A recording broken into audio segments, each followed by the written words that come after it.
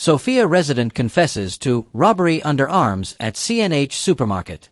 A resident of Sophia, Orlando Scott, has confessed to committing a robbery under arms that occurred at C&H supermarket on December 18, 2024. The incident reportedly affected several individuals, including Yuan Chao Lin, Ran Quanzhong, Sita Singh, and Jason Chetram. On January 18, 2025, authorities conducted a video and audio interview with Scott at the Regional Division 4B headquarters. The 27-year-old construction worker, who resides at Lot E. Cummings Park, was informed of the allegations against him and cautioned in accordance with the judge's rule. During the interview, Scott admitted to his involvement in the crime and identified an accomplice known as Jason, a male of mixed race residing along the Soesdijk-Linden Highway. The investigation into the robbery continues as law enforcement works to apprehend Scott's accomplice and gather further evidence related to the case. Herstelling man charged for stealing electric bike. Edwards Ramn, a 31-year-old laborer from Herstelling, was charged on January 17, 2025, with simple larceny in violation of Section 164 of the Criminal Law, Offences, Act, Chapter 801.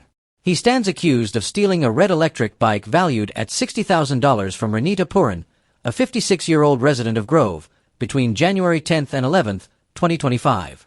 Ramn appeared before Magistrate Wanda Fortune at the Diamond/Golden Grove Magistrates Court, where the charge was presented to him. He pleaded not guilty to the accusation. Following his plea, the court remanded Ramn to prison. The case has been adjourned to February 7, 2025, for the submission of statements. Wanted person arrested in Berbice. Gregory Rodriguez Best, also known as Lil Zip, a 30-year-old laborer from Gibraltar Village, Quarantine, was arrested on January 16, 2025, for robbery under arms.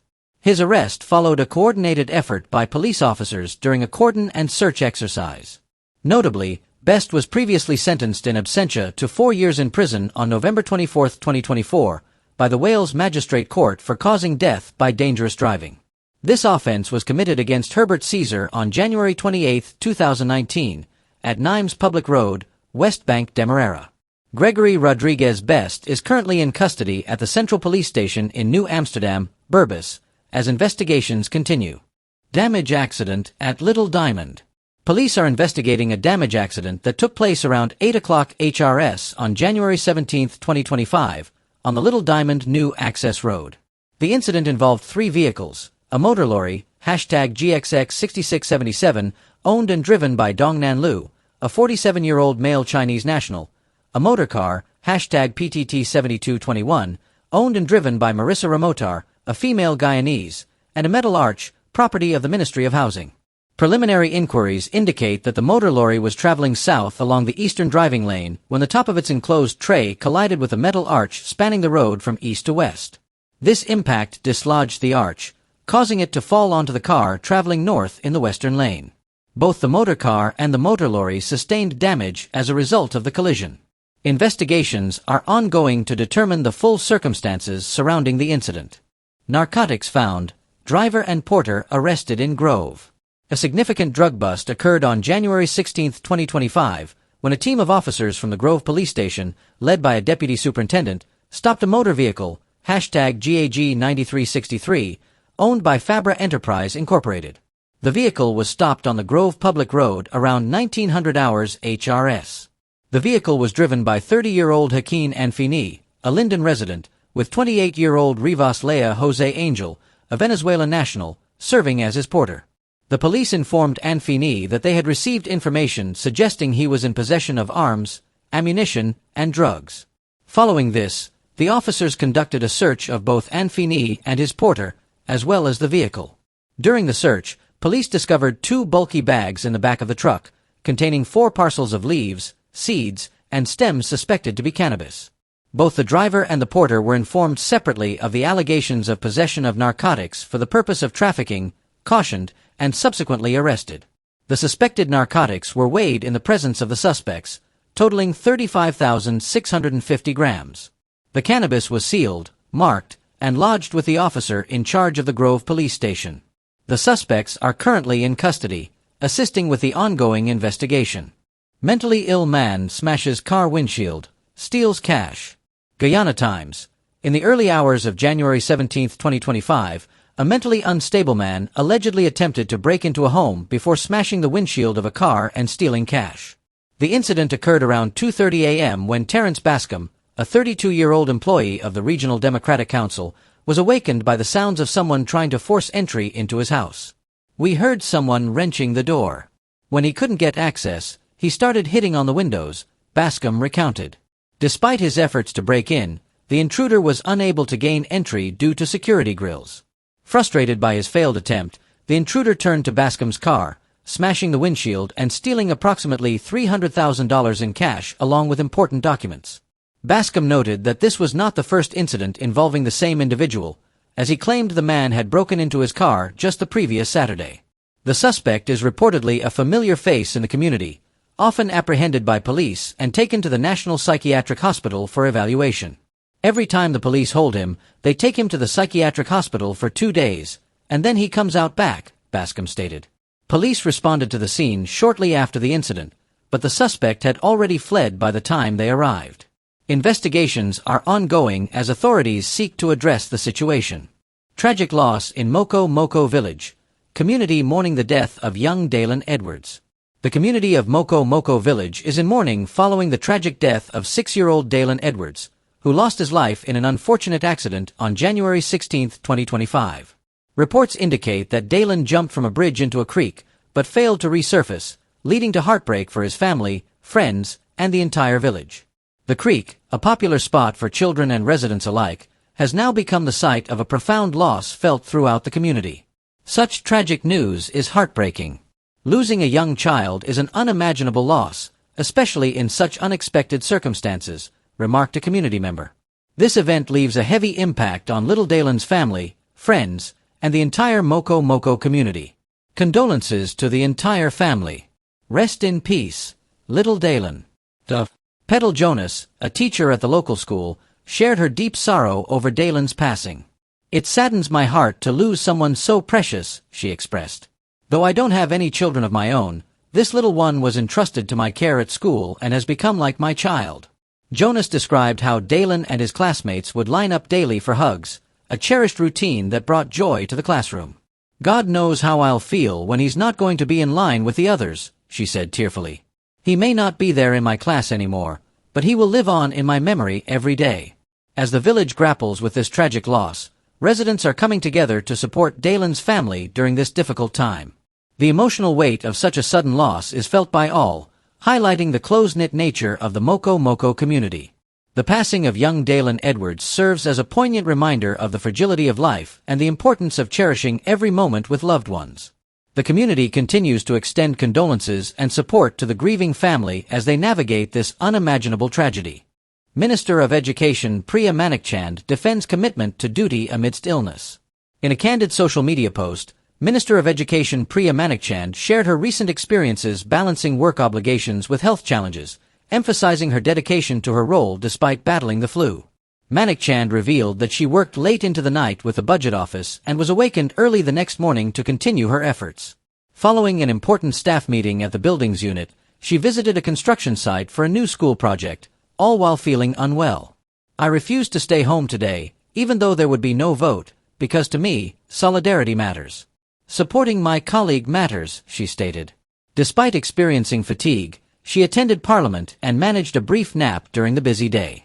In her post, Manickchand contrasted her commitment to her work with criticisms of the opposition, suggesting that their alleged lack of integrity poses a serious concern for the future leadership of the country. She remarked, "At least I didn't forge anybody's signature claiming I did work that I never did, which could have resulted in the death of innocent people seeking medical help." Her comments highlight ongoing political tensions as she called for voters to #reject them, indicating her belief that the opposition lacks the necessary caliber and commitment to lead effectively. Budget 2025, $1.3 trillion with economic growth forecast at 10.6%. In a landmark presentation, Finance Minister Dr. Ashni Singh announced Guyana's 2025 national budget, totaling $1.382 trillion, marking the largest budget in the country's history. The budget reflects a 20.6% increase from the previous year and is expected to support a projected economic growth rate of 10.6%. Economic growth forecast. Guyana's economy is set to grow by 10.6% in 2025, making it the third fastest-growing economy globally. The non-oil sector is projected to expand at an impressive rate of 13.8%. Sectoral contributions. Agriculture, expected to grow by 11.4%, driven by strong performances in sugar, projected 115.4% increase, rice, 12.4% increase, and livestock. Mining, anticipated growth of 10%, bolstered by significant increases in gold, 17.2%, and bauxite, over 70% production. Construction, projected to grow by 24.8%, reflecting ongoing development projects. Manufacturing and services, also expected to continue their upward trend. Funding sources. Remarkably, the government will not impose any new taxes. Funding will be sourced through existing revenue from taxes, the sale of carbon credits, and the National Resource Fund. Inflation and monetary policy. The government has set an inflation target of 2.8% for 2025, consistent with the rate in 2024. Dr. Singh emphasized a focus on containing inflationary pressures while ensuring exchange rate stability and supporting sustainable private sector credit growth. The 2025 budget represents an ambitious roadmap for Guyana's continued economic development, emphasizing diversification and expansion across key sectors. With a strong focus on sustainable growth and stability, the government aims to leverage its resources effectively for the benefit of all citizens. Dock worker dies in accident at JFL Wharf. Guyana Times.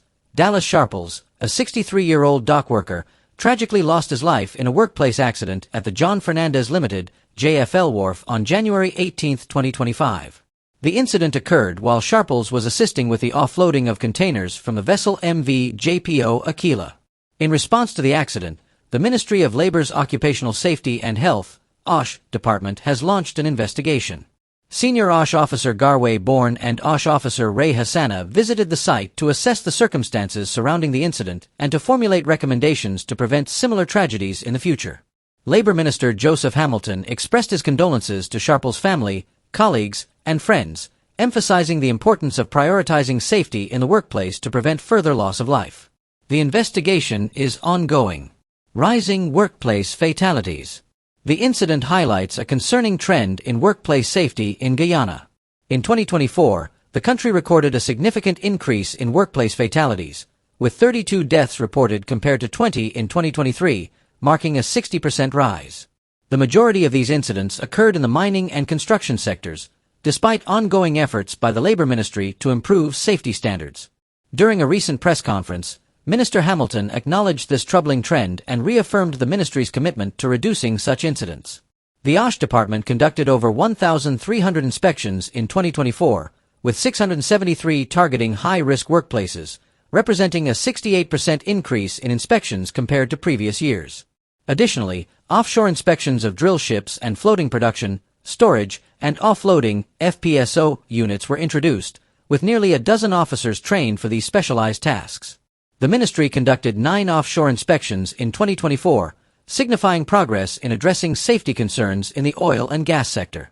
While non-fatal workplace accidents saw a 5% decrease, with 144 cases investigated primarily in agriculture, the rise in fatalities remains a critical issue. To address compliance, the ministry conducted a 2-day inspection outreach in June 2024, focusing on construction sites and ensuring adherence to the OSH Act. Through these initiatives, the Labor Ministry aims to strengthen safety standards and reduce workplace risks, continuing to prioritize the well-being of workers across all sectors. AFC leader Nigel Hughes critiques Budget 2025 as election campaign presentation. Alliance for Change, AFC, leader Nigel Hughes has voiced strong criticism regarding the government's 2025 national budget, labeling it as more of an election campaign presentation than a fiscal plan. In a detailed analysis, Hughes compared the current budget with expenditures from 2015 to 2019, highlighting significant discrepancies in government spending and priorities.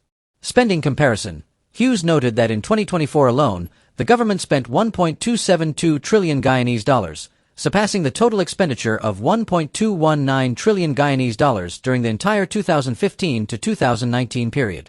Furthermore, he stated that from 2020 to 2024, government spending reached approximately 3.457 trillion Guyanese dollars, nearly 3 times the amount spent in the previous 5 years. Critique of priorities. The AFC leader expressed concern over the government's allocation of funds, proposing $9 billion Guyanese dollars for cost of living measures while dedicating $209 billion Guyanese dollars for roads and bridges. He criticized this disparity, stating, "We have allocated 23 times more money to building roads and bridges, compared to the money allocated to reducing the cost of living which affects the entire country." Lack of support for small businesses. Hughes highlighted the absence of disaggregated information on the performance of small and medium-sized businesses, questioning their growth prospects in the budget. He criticized the lack of serious tax reforms, such as an increase in the tax threshold and a reduction in VAT. AFC proposals for tax reform. Hughes outlined several proposals aimed at alleviating the financial burden on lower-income citizens. Increased tax threshold. Propose raising the income tax threshold to $200,000 Guyanese dollars per month, exempting those earning this amount or less from income tax. Reduce personal income tax. Suggest lowering the personal income tax rate from 28% to 15% for individuals earning between 2.4 million Guyanese dollars and 10 million Guyanese dollars annually. Adjust tax for higher incomes. Propose reducing income tax for those earning above 10 million Guyanese dollars to 20%. Corporate tax reduction. Recommend lowering corporate tax for non-commercial companies generating foreign currency from 25% to 20%. Concerns over economic projections. Hughes criticized the government's optimistic growth projections, particularly in the agriculture and manufacturing sectors. He questioned the feasibility of a projected 11.4% growth in agriculture, heavily reliant on a proposed 115.4% increase in sugar production, asserting that there has been no operational change to support such growth. Debt and fiscal responsibility. The AFC leader raised alarms about the country's increasing debt, reporting that Guyana has accumulated approximately $6 billion. He expressed concerns about financing the budget through withdrawals from the National Resource Fund, NRF, warning of potential economic instability. Hughes concluded by demanding greater transparency and detailed information on the performance of small and medium-sized businesses, as well as the implications of the projected fiscal strategies. He vowed to provide further analysis on the budget's implications in the coming days, stressing the need for responsible governance and fiscal prudence.